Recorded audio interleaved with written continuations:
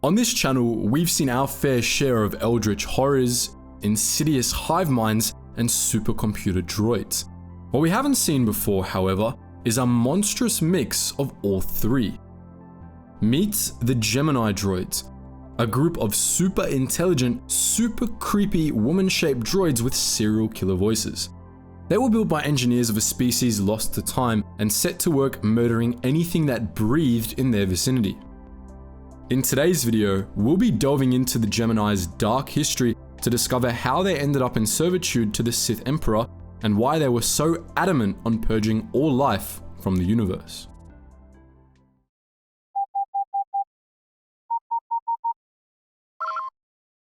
Attention, Sergeant on deck! Like many other eldritch horrors, the Gemini were born out in the unknown regions, somewhere known as Iokath. Note that we say somewhere and not on a planet. This is because Iokath wasn't a planet. It wasn't even a moon or a battle station. It was actually an artificial sphere of gargantuan proportions constructed around a star otherwise known as a Dyson sphere, built during the Mandarin period between 7000 and 5000 BBY. Iokath's creators were technologically advanced enough to create a hamster ball around the sun. It's honestly no surprise then that they were able to build a legion of sentient Murderbots. These were the Gemini droids. Their initial purpose was to control the Eternal Fleet, an armada of incredibly powerful battlecruisers designed for one purpose only: to annihilate all life in wild space, a mission they began by conquering almost every world in the region. At some point, during the Mandarin period, however, a civil war broke out on Iokath, but not the kind you might be expecting. The civil war was between the scientists and engineers on one side and all their sentient technological creations on the other, which also included the Gemini droids. After having been used for centuries to destroy unsuspecting worlds, the sentient droids of Iokath rebelled against their makers and tried to usurp them, slaughtering many. In an act of desperation, the Iokath engineers flung many of their creations out into wild space and locked their memory cores so that they wouldn't be able to find their way back to Iokath and continue murdering them. Joke's on them, however. The 6 machine gods, the old gods of the Zakuul pantheon, still rose to the sphere's surface to annihilate all organic life. These discarded creations drifted for centuries through space. Some were discovered by organic life and used for their own purposes. Others reawakened of their own accord. The Gemini droids and the Eternal Fleet came online at some point during the post-Mandarin period, and, obeying their original programming, resumed slaughtering all life in wild space as if it was just a regular Tuesday. Eventually, they were stopped by a single ship called the Gravestone. Another Iokath creation was an omni-cannon powerful enough to pierce their shields and destroy several battlecruisers. After this defeat, the Gemini went back into dormancy, as did the Eternal Fleet, until a certain Sith Emperor happened to chance upon them and rub his Sithy little paws together in glee. Emperor Valkorion, as he was called, was as ambitious as they came. After abandoning the true Sith Empire, Valkorion headed into the unknown regions, searching for a better alternative to his failed project. That's when he came across Zakuul, which he conquered and took over as their eternal emperor. This is when he found and appropriated the dormant ships of the Eternal Fleet. Knowing he had to control them, he built the Eternal Throne, which was both a ceremonial throne and a transmitter. It was connected to a hyperwave relay station deep under Zakuul's surface, and through these signals, it controlled the Eternal Fleet. Now that they had someone ordering them around, the Gemini droids were happy to go with the flow. They piloted the Eternal Fleet in the Zakuul Wars against the Republic and Sith Empire, ravaging their navies and raining destruction down on many core worlds. The Eternal Fleet was so superior to these navies that it only took them a year to both force the Republic and the Sith Empire into a surrender. During their invasion of known space, one of the planets conquered was Darvanis, which was located in Hutt space. Zakuulan forces seized a weapons facility planetside and transported the Gemini Prime there so they could continue production of new Gemini droids to replace those destroyed in space battles. The Gemini Prime was essentially the master template for all Gemini droids. Normally, the only way to control all Gemini units was through the Eternal Throne's control spire, but Gemini Prime was also able to remotely modify their programming. This will be important later. For the next 5 years, the Eternal Fleet kept the galaxy in order. Ships remained in orbit above core worlds such as Alderaan and Corellia, while others patrolled the more rebellious corners of the galaxy. But everything changed when the Alliance struck back. After the Outlander, a renowned fighter who had taken down Revan and prevented the Emperor from being resurrected, was rescued from Valkorian's vault on Zakuul, they became the head of the Alliance that was founded by their former allies. The Alliance, a ragtag group of rebels from all corners of the galaxy, had banded together to fight against Zakuul's hold on known space. As part of their efforts to take down Valkorian, the now Alliance commander dealt with many different people, from Nico Okar to Shay Vizsla, otherwise known as Mandalore the Avenger. One of the most unexpected allies the commander found in their fight against the Eternal Emperor, however, was Scorpio. Scorpio was a droid, a very peculiar droid.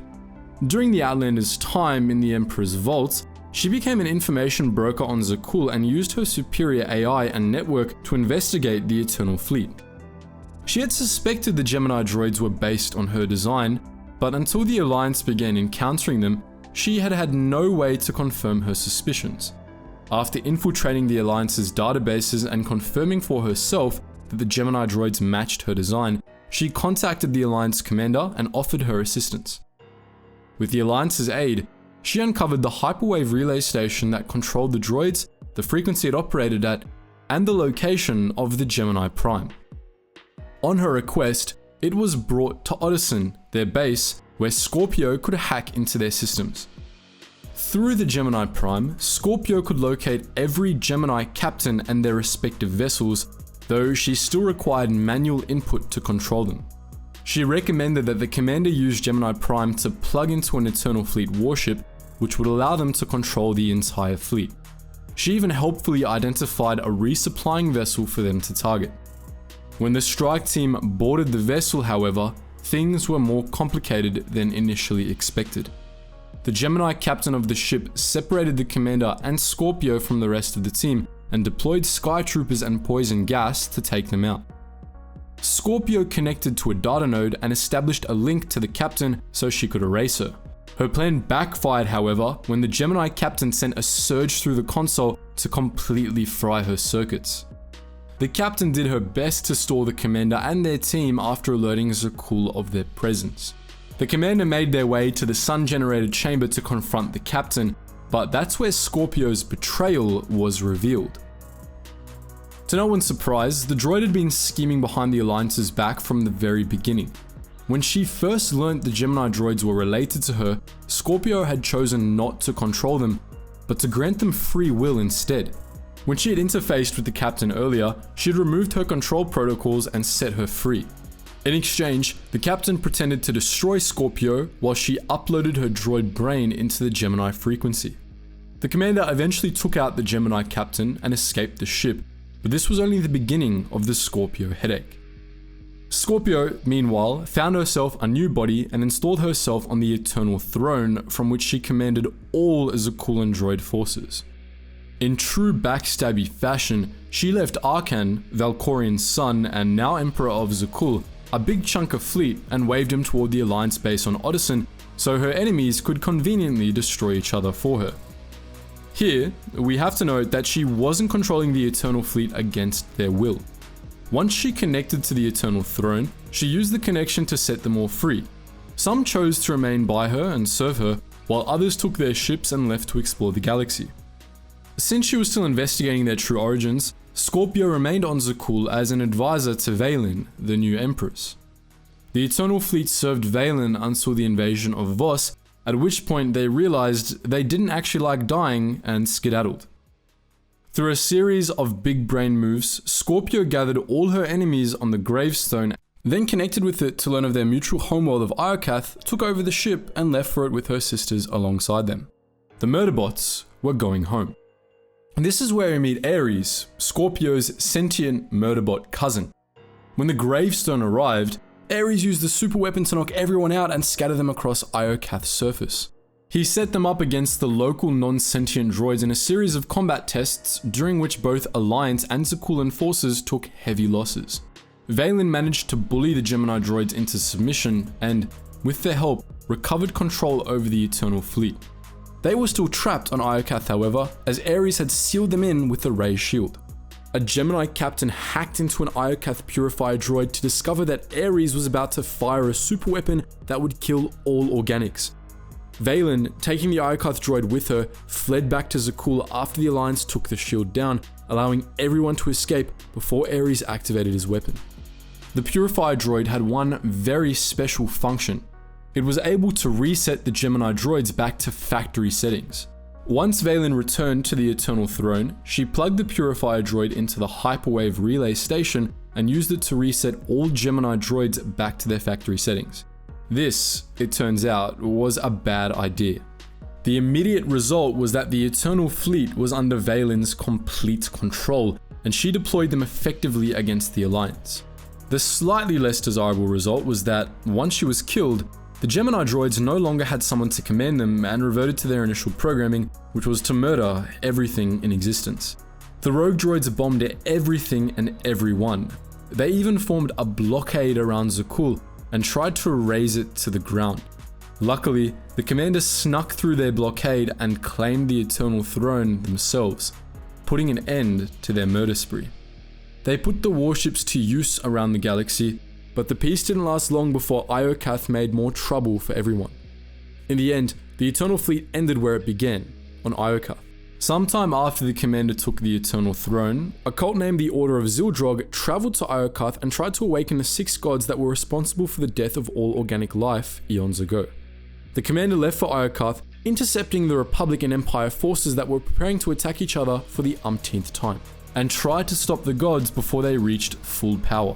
They brought the Eternal Fleet with them, but Tyth, the first god, fired an energy beam and destroyed one of the warships. The remaining fleet managed to converge fire on him and take him out. The unknown wildcard was Gemini 16, a Gemini unit that had escaped the Alliance's control by severing herself from the Gemini frequency. She still felt that her freedom was at risk, however, so she contacted the Order of Xildrog to share the mechanical deity's location with the cult. The Order left for Nathema to awaken the deity that would wipe out all life. Although the commander was hot on their heels, they couldn't stop them awakening Xildrog, who promptly connected to the gravestone and used it to blow the entirety of the Eternal Fleet to smithereens. Once the commander defeated Xildrog, his death triggered a kill switch command that destroyed the gravestone and the Eternal Throne, putting a stop to the Murderbot fleet once and for all. Scorpio was the lone survivor, now one with Iokath. That just goes to show that the villains you want to die the most always survive just to spite you. That was the end of the Gemini Murderbots, but if you ask us, it wasn't soon enough. Are there any other droid Murderbots that you'd like us to take a look at next? Please feel free to leave your thoughts in the comments section below. And as always guys, thank you so much for watching, and I hope to see you in the next video.